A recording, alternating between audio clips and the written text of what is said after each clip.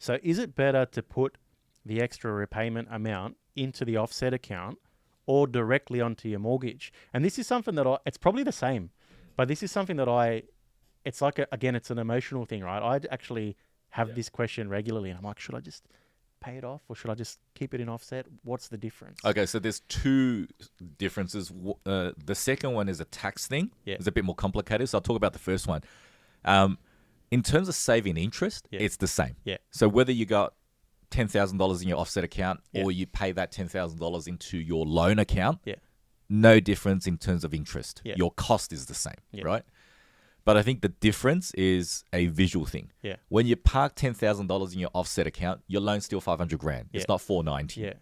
When you put $10,000 into your loan account, Yeah. your balance owing goes down to $490,000, Yes. and your available funds that you can redraw Yeah. is $10,000. Yeah. So whatever you paid ahead of schedule, the banks are a bit cheeky. They let you know you can take it out. Yeah. If you take it out, your debt goes back up. So it's Yeah. kind of like, Yeah. very in a subtle way telling you, hey, you paid extra, but don't forget you can use that money again. But so either way, Yeah. so because this is the thing, because I would think mentally, it's nice to know you can easily access the money. But for if you're saving up for your next investment and you want to use equity and a bit of cash, then it's great to keep it in the offset, right? But if you want to pay down your loan, you want to like pay it down. But like you said, you still have that.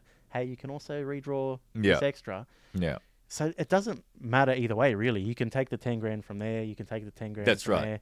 So, and the bank wants you to really keep on the hook for longer. Yeah, exactly right. Exactly right. So the question we often get from our clients that put money into their loan and it comes up as redraw available funds. So for example, they got an inheritance of $100,000. Yeah. They chucked that into their loan of $500K. Yeah. They only owe $400 now. Yeah. But they got $100K in available funds. Yeah. The question they'll have for us is, why is my repayment on principal and interest still the same? Yeah. Right?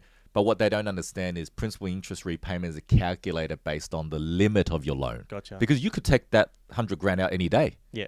Right? But if you tell the bank, I don't want that money there as redraw, reduce my limit to $400,000, then the bank will recalculate your minimum repayment. So is that refinancing? No. No, you're not refinancing. So you're not changing banks. So refinancing generally means you're moving banks. So you say, hey, bank, that extra $100,000. Get rid of it. I want to pay less per week now. Yeah. Reduce my limit because your limit is still $500,000. You owe $400,000 because you got $100,000 redraw. Yep. If you say, I don't want that money, I want my repayments reduced, then your $100,000 will disappear. Makes sense. If your goal is to pay down debt, then that's a good solution because you're not going to touch it then. Correct. You can't touch it. Correct. Correct. So it comes down to discipline, right? There's always a benefit of having liquidity because you never know what will happen. Exactly.